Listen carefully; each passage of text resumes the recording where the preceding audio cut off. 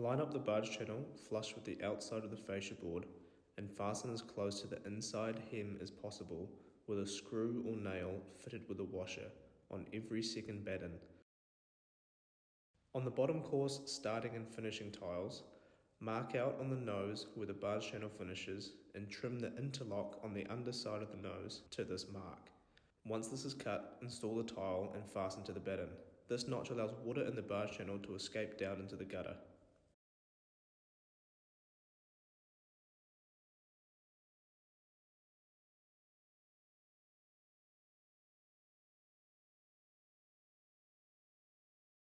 When installing the barge covers, you can either slide them along the barge channel or snap them on like so. Remember to allow an overhang at the bottom to create a tidy stop end. When joining two barge covers together, mark your 150mm overlap line and draw two lines on the top and side of the barge cover converging towards each other.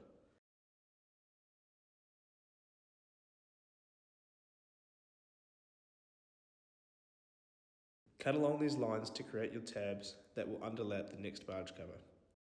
Simply slide the next barge cover over the top and repeat the process if necessary.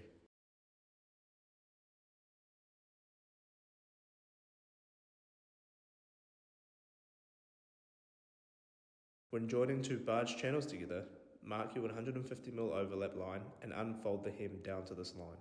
Slide the next barge channel into place and fold the hem back over.